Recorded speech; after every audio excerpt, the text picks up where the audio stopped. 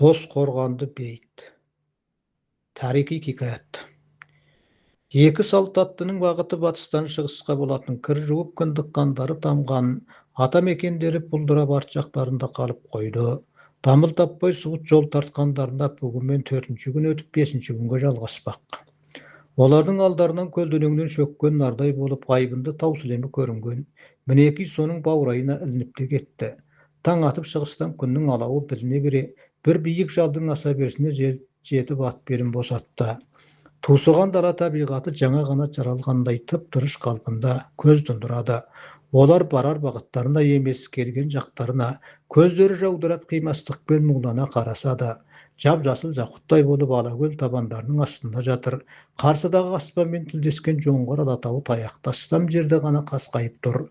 Құды тулыға сауыт киген қас батыр дерсің.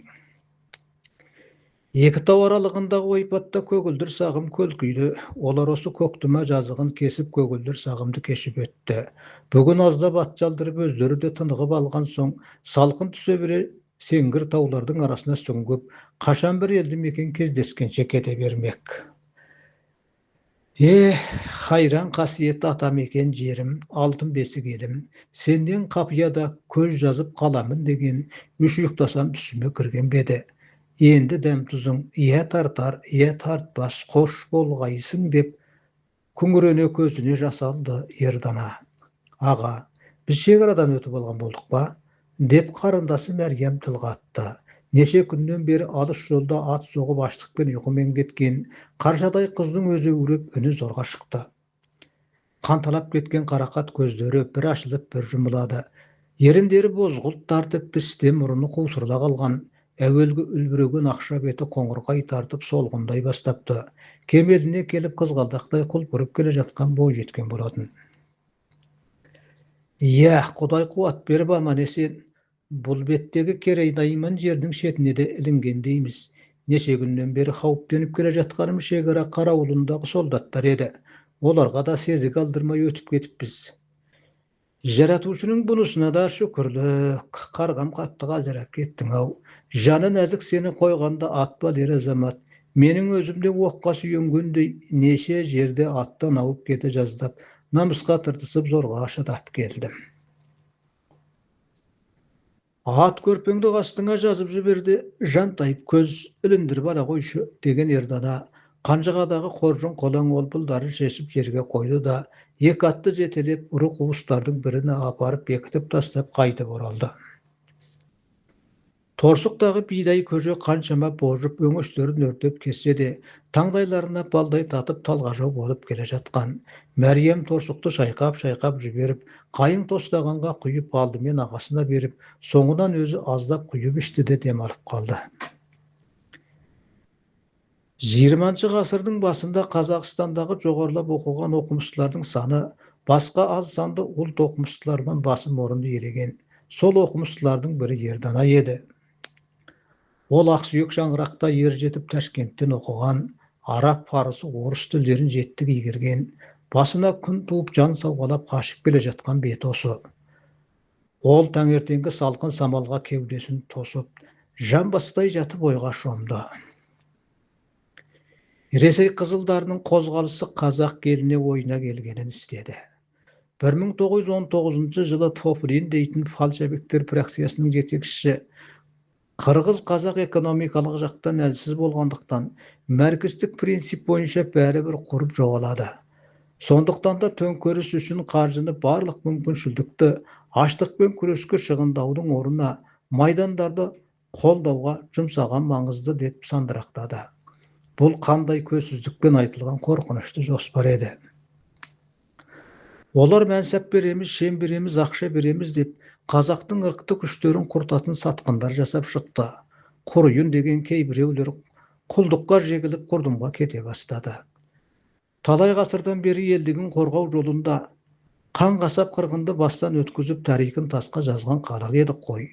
Кешегі алтын басы жау қанжығасында кеткен қан кененің өлі денесі құсап қимылсыз қалмайық. Аруағын болса да аунатып түсіріп, Алаш ордамыздың шаңырағын көтерейік деп едік. Көре алмастардың көзіне шыққан сүйелдей бола бастадық. Атамекеніміздің асты үстіндегі қисапсыз ем байлықты қалай жаулап аларын білмей, келімсектерін енгізіп кенімізді тексерді. Салт дәстүр мұра мирасымызды, тарих шежіремізді табанға таптап, тіл мен дінімізден мақұрым етуді мақсат етті. Байды қамады, малды талады, оқымыстыларды жазалады, елді алалады. Амал жоқ отырлауды қойғанда, орнымызбен қопарып жоқ қылып жіберуге жанын салып жатыр. Ағы да пандит, қызылы да пандит, қарын ашқан қаралы үйге шабады деп, айналып келіп қазақтың үйін тінтіп малын тонайды. Ашаршылықтан өз етімізді өзімізге жегізген зүлімет нәуметке ұшыратты. Ойпырмай, Тәңірім бұл күндерді көрсеткенше, Нұх пайғамбар заманындағыдай, жер бетіне топан суын қаптатып, қиямет қайымын тудыра салғаны әбзел еді. Мынау коммунистік көзқарастағылар құдайсыздықты санамызға біртіндеп сіңіріп барады. Дүниені ешқашанда сана жаратпаған, дүниенің тегі материя, сана материяның туындысы. Бұл маркстік философияның тұжырымы деп өңештейді. Болды бітті. Енді мұсылманшылдықтан дәметудің керегі жоқ. Ұлты жоқ, діні жоқ, тілі жоқ, ділі жоқ, рухы жоқ, еркіндігі жоқ, тарихы жоқ. Осы жеті жоққа тап болып, қырылғанымыз қырылып, қырылмағанымыз бір ошақтағы тайқазанға, телмірген тобырға айналып қала бермекшіміз. Халықты салық құртты, аштық емес қаштық екенін сезбейді қалдық.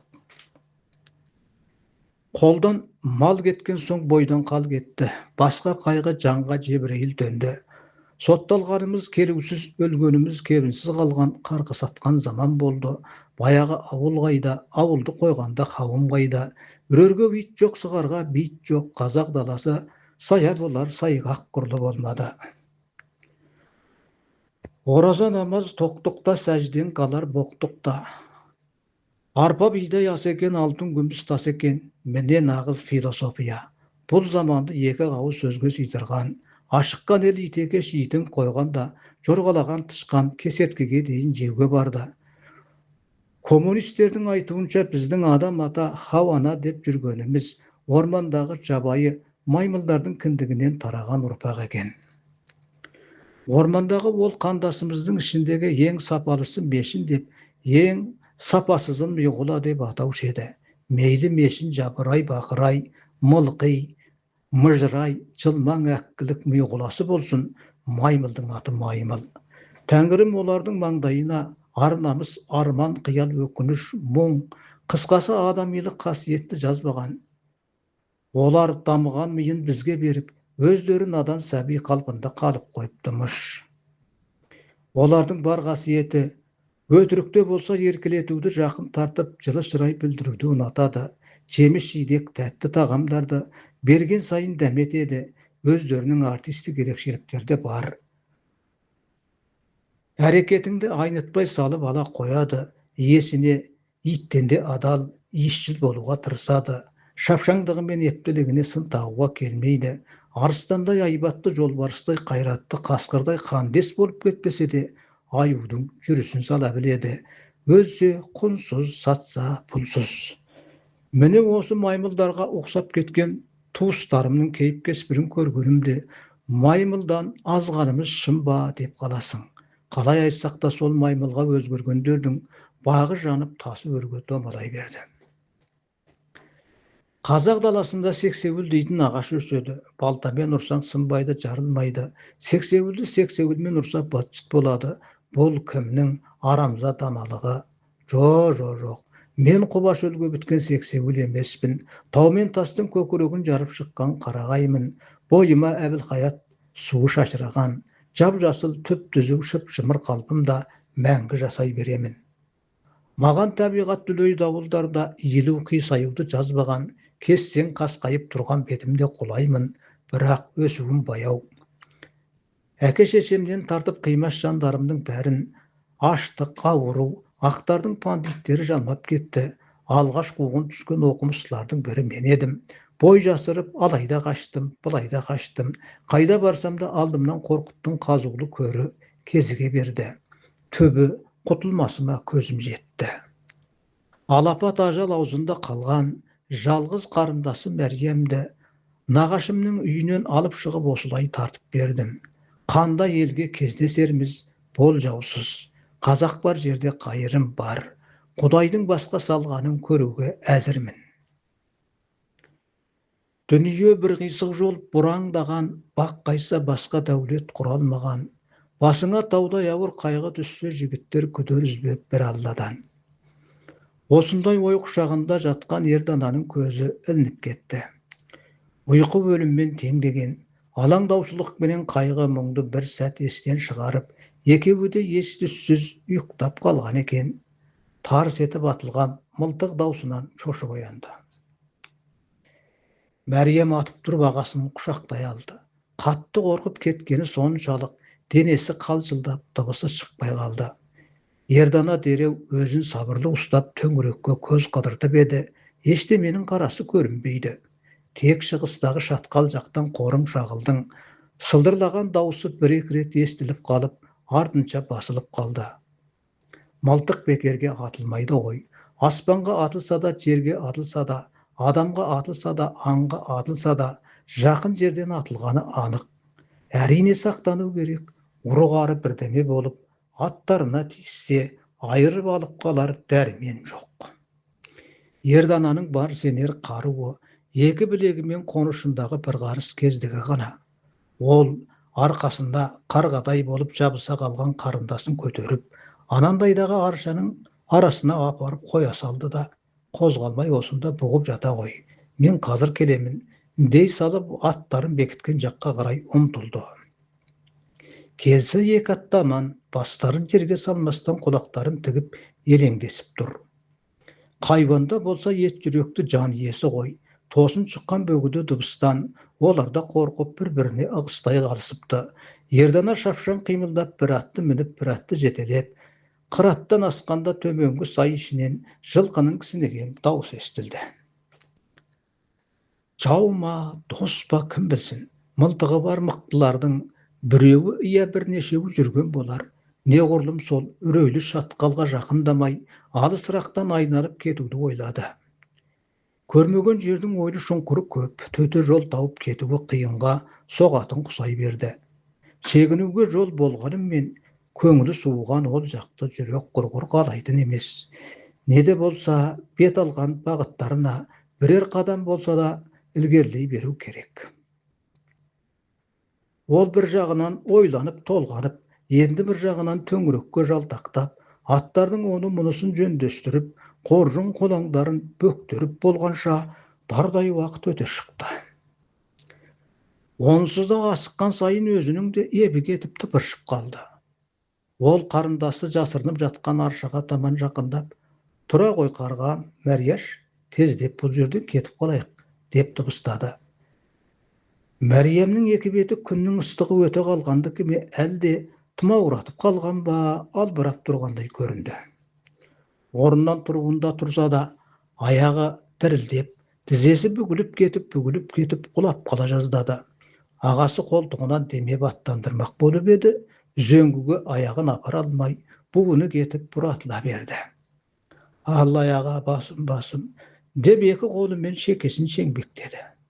Ойбай-ау, саған не бола қалды? Бас ауырғанға қарайтын уақыт па мынау, мінсейші тездеп атқа, деп Ердана оны асықтырып еді, бірақ Мәриям қанша қарманса да үзеңгіге аяғын жеткізе алмады. Ердананың жүрегі зу ете қалды. Қарындасының өңі бір түрлі болып бара жатқандай, кірпіктері зорға қағылып, балақ сылқ етеді. Мына бала атқа жүре алам өзі? Әлгінде ғана сап-сау секілдеді ғой. Қас пен көздің арасында ненің салқыны шалып кетті. Тосыннан шошып қалғандығы болар. Аштық та жұмына жеткізе бастады. Жол жөнекей қашып пысатын жағдай туыла қалса, ат екпініне шыдамай қаңбақтай ұшып кетіп жүрер, деп әлде бір киелі дұғасын күбірлеп, қарындасының жүрек тұсын аптап, үшкіріп жіберді. Одан ары аялдауға қайдан мұрсат болсын, онылып еткізіп ерге қондырып, өзі мінгесіп, бір атты жетекке алып жүре бергені сол еді. Қазандай тастың түбінде шоқтай иіріліп, дөңгелекше басын қақшайтып алып, тілін жалаңдатып жатқан қара шұбар жыланға көзі түсті. Ой, мына пәре арбаған екен-ау, деді. Мәриям тылға талмады, себеп түсінікті болды. Сәл кешіксе аяулы қарындасының халы бұдан да мүшкіл болар еді. Ол еш іркілместен қатты бір тебініп қалып суыт тартты. Тездеп суы бар жер табу керек. Бірақ а дегенде жолсыз жерден жол табамын деп, бірде тұйыққа бірде қыспаққа қамалып аттардың да өзінің де жанын жеді. Қарындасын неше жерден аттан құлатып ала жаздап зорға қалды. Мәриям басын қайтты. Ердің қасынан қос қолдап ұстап мықты отыр деп дауыстап қойды. Құсқым келді деген бейшара қыздың мойны солқылдап, басы бұлғақтап, орнынан өрден шыққанда шалқайып, еңістен түскенде бүктетіліп, денесін меңгеруден қала бастады. Ердің қасынан ұстаған саусақтары қайта-қайта босап кете береді. Құсқын келсе құсып ала ғой, деп ердана ат тізгінін ірікті. Құрғақ лоқсығаны болмаса, аш адам несін құспақ, қыл аяғы мандыған қақырық төкірікте түспеді. Ағасы оның басын жаулығымен мықтап таңып алып тағы жүріп кетті. Өрлі қолды шақпылап екі аттың қан сорпасын шығарып жүріп, бір қысаң сайдың ішінен жалбызды бастауды тапты. Тастай суық мөлдір суға қарындасының бетін өз қолымен жуып, маңдайына жалбыз төседі. Екі аттың денесінен сорғалаған терді шүпірекпен сүртіп шылқылдатып әкеліп сорғыза берді. Терлікті де қайнатып, оның да суын сүзіп ішкізді. Осылайша жанталауға түсіп, ет асым уақытты өткізді. Мәриям ағасының тізесіне басын қойып сұлық түсіп жатыр. Ауыр тыныстады.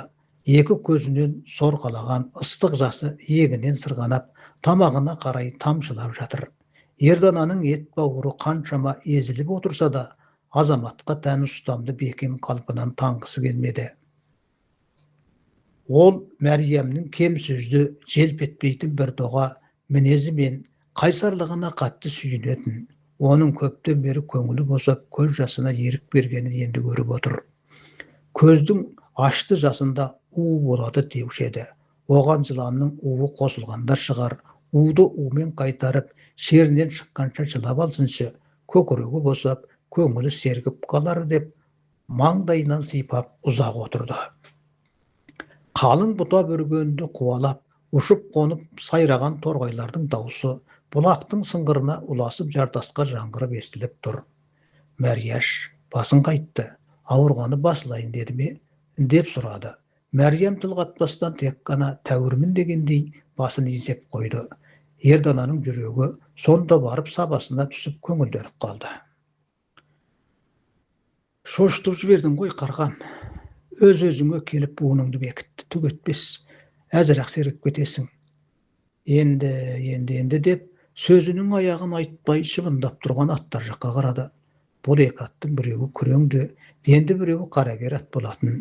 Күрең ат Ердананың өз төл тумасы, қолы мүшелінен тартып бағып баптап өсірген бөлінбес жан серігі. Биыл 7 жастан 8-ге шығады.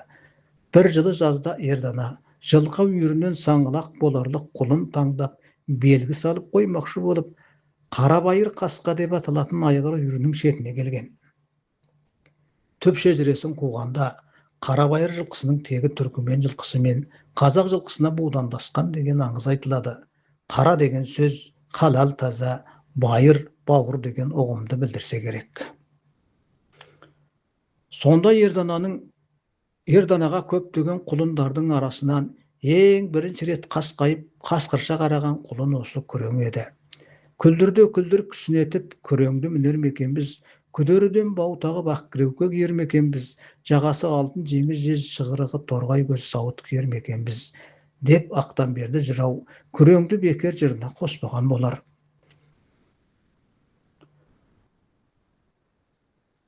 Осыны ырымдаған Ердана сол күннен бастап күрең құлынды өз тәуелділігіне алған. Денесі шағында шымыр жаралған, қақпан бел, басында бір кесім ет жоқ, елік мойын теке мұрын сал перінді, салқы төс тармықынды мая тірсек, қамыс құлақ, жуан сыңғыр жұмыр тұяқ, жазық бауыр, жалпақ сауыр, қылыш құйрық құлан жал, Arka butunun arasından adam ötüp keterlikte alçak bitken, жүрgöndü art ayağının izi, aldыңғы ayağının izine nasip түсіп oturadın, ayağını at jeldirip jelesi jel sokturadın, kıskası jürüp köten bölükçe kasiyetler küreң attың boyundan tabılar edi. Attan attың nesi artık жүрүсүмен күш артық, ерден ердің несі артық, кылыгы менisi артық деген ғой. Күрең атпен ердана осылардың дәлелі болатын. Ал мына Керат өз malı емес. Kızılдар барымталаған әлде бір сорлы қазақтың меншігі болар. Әскерге жиналған аттардан ұрлап қолға түсірген. Бұл да қазақ жылқыларының текті тұқымы екенін ердана а деп көргеннен ақтаныған. Өз күреңіндей тақымына жағып кетпесе де, ұзақ жүріске шыдамдылығы мен бап тіленбес көмпістігінде айтар жоқ, сүйекті жылқы екен. Енді деп ердана аттар жаққа жайдан жай қарап қалған жоқ еді. Жалғыз қарындасының жанынан нені артық қойсын, әні әрі нені аясын, Кератты сойсам ба деген шарасыздық оймен тесіле қалған. Торсықтағы азғантай ашымадан басқа азықтары тақа таусылған. Енді бірер күн өссе, осы атты союға да шамасы келмей, ажал құрығына ілініп те кетуі әбден мүмкін. Бірақ дәл қазір пейваз қайбанды тарпа басталып, қолын қандауға дәті баратын емес. Қарындасы біртіндеп ес ақылын жиып сергей бастады. Тағы да азырақ кілгерлей түссе, мүмкін ел кездесіп қалатын шығар. Егер олай болмай жатса, атты соя салу қанша қиын жұмыс. Көлеңкесіде көрінбеген беймәлім пенделерді жауға жорып, несіне із тастап қашып жүрмін. Қастық қылайын деген қарақшы болса, қолында мылтығы бар, олар бізді қыра тасырсын ба? Қуалапта әуре болмай-ақ екі тал оқпен жайратып салар еді. Не де болса әуелгі жолды тапқаным жөн болар, деп торсықтағы қалған ашыманы суға шалаптап, қарындасына жұтқызып алып, тағы да атқа қонды. Ол осы жолы ат тізгінін тежеместен бос тастап, еркіне қоя берді. Бұрынғылар жылқы жануардың адамдан бір ғана кемшілігі бар, тек тіл білмейтіндігі деп бағалайды екен. Осы сөз рас болса, ендігі ерікті күрең аттың өзіне бердім, деп қамшысын көлденең ұстады. Тауға тау жалғасты, сайға сай қосылды. Күн еңкейіп барады. Ерте жарықта осы енді пайдаланып, атты сойып алмаған екенмін деп тағы да ойлап қояды. Мәрияға қараса, тыңайып қалған секілді. Қасынан қалмастан қалқайы беріп келеді. Іштей тәубе келтіріп Тәңірінен тілек тіледі. Бас еркіндігі өзіне тиген жануар, оңға да жортты, солға да жортты. Бұта бір күннен құтылса, табаннан тасыр қатар қорым жалғасып кетеді. Аттың жол табуына әурешілік тауып берген ердананың өзі ғой. Іште әттеген айын айтып, өзін өзі кінәлап та қояды. Кінәласа да қайтеді енді. Мана қарындасының мүшкіл халі хапілемді қатты сасқалаққа салмады ма? Жаратушы жақсылығына жазып, қатерден бір қағуында қағып қалды. Келер күннің кесірінен сақтасын. Бірте-бірте жолсыз сайдың аяғы жаттыққа айналып, Алакөлге қарай ағып жатқан өзен жөнің терең аңғарынан бір-ақ шықты. Жүрісін баяулата қалған күрең ат, ал жолаушым, өзенді өрлейін бе, құлдайын ба, дегендей бас аяққа аз тереңдеп алып шөп басын чала бастады. Өзен жөнің екі жағалауы сыңсыған орман, өрлеген сайын тіпті қоюлай түсетіндей. Судың қайнар басы қанша қашықтан басталады, әзірге белгісіз. Үзеңгіліктен келетін көкорай шалғын арасынан соқыр соқпақтың бар екені байқалды. Осы соқыр соқпақтан айырылмасам, белгілі бір елді мекенге бастап апарар деген үмітпен өзенді өрлеп жүріп кетті. Ашшектей шұбатылған жіңішке жол иректелген өзенді сан мәрте кесіп өтіп, талайлаған жағалау қият қырға қыраттардан асып, таусылып беретін емес. Батыс пен шығысқа беттеген алып таудың басындағы қасат қарлар ердананың көзіне әжесінің кимешегіндей ыстық басылады. Еңселі тау шоқылар бір-бірімен иықтасып кетіп жатыр. Бас аяғы неше күншілік жол кім білсін. Әйтеуір ат тұяғы тиген осы өңірдің қамшылар жағы күнгейді, Мінер жағы теріскей, шығыс жағы өр, батыс жағы еңгіс екені айқындалып, талай жерді басып үлгірді. Сонымен күн екінтіге таянған шақта, өзеншенің бір иін тегіндегі тал теректің алаңқасына келіп аттан түскен ердана кераттың ел тоқымын алып, сосын асықпай дәрет алып жуынып шайынып келді де, кераттың басын қыбылаға бұрып: Бисмиллах, Аллаху акбар. Ең ұлы мейірімді Алланың атымен. Адам баласының несібесі үшін жаралған жануарым, сенде жазық жоқ, бізде азық жоқ. Малым жанымның садағасы, жаным арымның садағасы.